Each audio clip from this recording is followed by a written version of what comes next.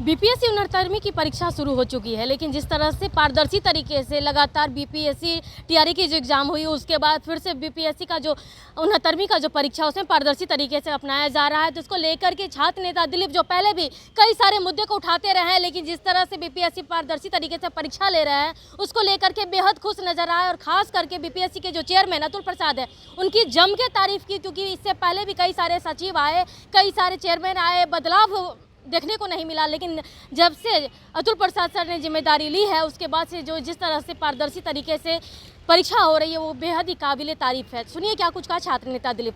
जो BPSC model बन गया है, तो बीपीएससी मॉडल को आपको सीएसबीसी को और बिहार पुलिस अवर सेवा आयोग को, बीएसएससी को, तमाम भर्ती आयोग को बिहार में कम से कम लागू करना पड़ेगा। और जब तक ये लागू नहीं होगा हमारा संघर्ष जारी रहेगा। और कल सीएसबीसी के द्वारा सिपाही भर्ती की परीक्षा होनी है और आप सभी को पता होगा कि बहुत सारे लोग पकड़े गए हैं अलग अलग जिला में। हम 4 साल पहले से ये बात बोलते रहे थे कि इस तरह से सिपाही बहाली में धांधली होती है, सेटिंग होती है, तो लोगों को लगता था कि नेता बनने के लिए बोल रहा है। बीपीएससी में भी जब बोलते थे तो लोगों को लगता था नेता बनने के लिए बोल रहा है। लेकिन पिछले साल से जब सुधार होना शुरू हुआ, जांच हुआ, बहुत लोग पकड़े गए, तो पता चला कि सही बात है। आज हम बिहार सरकार को भी धन्यवाद देते हैं, बिहार पुलिस को भी धन्यवाद देते हैं कि कम से कम हम लोग सोशल साइट्स पे भी कुछ लिख रहे हैं तो उस पर सरकार संज्ञान लेती है और कार्रवाई भी होती है। और अभी सिपाही भर्ती में देखिए बहुत सारे लोग पकड़े गए हैं, जैमर, ब्लूटूथ, वॉकी टॉकी और भी जो डिवाइस होता है सेटिंग का, वो सब को लेके बहुत लोग पकड़े गए हैं। तो ये खुशी की बात है। लेकिन अभी भी सिपाही भर्ती में सेंटर मैनेज की बात आ रही है।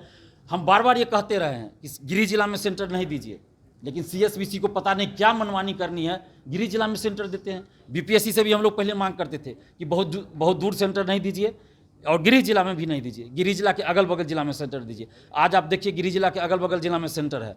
2-4-10 लोगों का दूर भी हो गया है, वो किसी वजह से हुआ होगा, लेकिन सब लोगों का सेंटर गिरिडीह जिला के अगल बगल। आज किसी को परीक्षा देने जाने आने में कोई परेशानी नहीं हो रही, लेकिन सीएसबीसी मनमानी कर रही है और गिरिडीह जिला में सेंटर दिया गया है। और जिसके वजह से आज अभ्यर्थियों को ये विश्वास नहीं है कि परीक्षा सही से कंडक्ट होगा। अभी सेंटर मैनेज की बात आ रही है कि चिट पुर्जा पहुंचाया जाएगा 1 घंटे बाद। मैं सिपाही भर्ती की बात कर रहा हूँ, तो सीएसबीसी को कम से कम इस सब चीज़ों पे ध्यान रखना चाहिए। और एक उन्हीं के बगल में एक ऑफिस है बीपीएससी, तो उसमें इतना अच्छे से कंडक्ट हो रहा है, कम से कम उनको देखना चाहिए और ये सब चीज़ को लागू करना चाहिए। लगातार बीपीएससी की हर तरफ तारीफ हो रही है शिक्षक भर्ती वाले के बाद, तो इसका क्रेडिट आप किसको दे रहे हैं?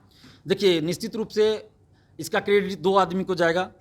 एक तो बीपीएससी पूरी संस्था को जाएगा और उसमें भी स्पेशली देखिएगा तो चेयरमैन सर को जाएगा, क्योंकि किसी भी संस्था के जो हेड होते हैं तो अगर गलती भी कुछ होगा तो उन दोषी वही होंगे, अगर अच्छा काम भी होगा तो तारीफ भी उन्हीं की होगी। तो अतुल प्रसाद सर को हम सबसे ज़्यादा धन्यवाद देते हैं, क्योंकि इससे पहले भी बहुत चेयरमैन आए, हम लोग बहुत बार प्रयास किए उनसे मिलने का, लेकिन वो लोग अपने आप को पता नहीं क्या समझते थे, मिलना नहीं चाहते थे। अभी भी आप देखिए बीपीएसएससी जो दरोगा बहाली के लिए बिहार पुलिस अवर सेवा आयोग, सीएसबीसी, बीएसएससी, इनके चेयरमैन नहीं मिलते हैं। हम लोग प्रयास करते हैं कि भाई हम सुधार के लिए आपसे मिलना चाह रहे हैं, आपको बताना चाह रहे हैं कि कहाँ गड़बड़ी हो सकती है, उस चीज़ को आप रोक दीजिए पहले की गड़बड़ी ना हो, लेकिन वो लोग नहीं मिलना चाहते हैं। तो खैर उनकी मर्जी, लेकिन अतुल प्रसाद सर ने लोकतांत्रिक तरीका अपनाया, इसके लिए हम उनको धन्यवाद देते हैं। साथ ही उनके साथ जितने भी है, चाहे यहाँ के सचिव महोदय हो, परीक्षा नियंत्रक हो, और भी जो पदाधिकारीगण हैं, कर्मचारी हैं जो इन ड्यूटी में लगे हैं, जो प्राइवेट सेक्टर से भी हैं, सबको धन्यवाद देते हैं। और साथ में मुख्यमंत्री नीतीश कुमार जी को भी धन्यवाद देते हैं, क्योंकि अगर सरकार साथ नहीं देगी तो कोई भर्ती आयोग अपने मन से कहाँ से काम कर पाएगी। तो इसलिए सरकार को भी और खासकर मुख्यमंत्री नीतीश कुमार जी को भी धन्यवाद देते हैं।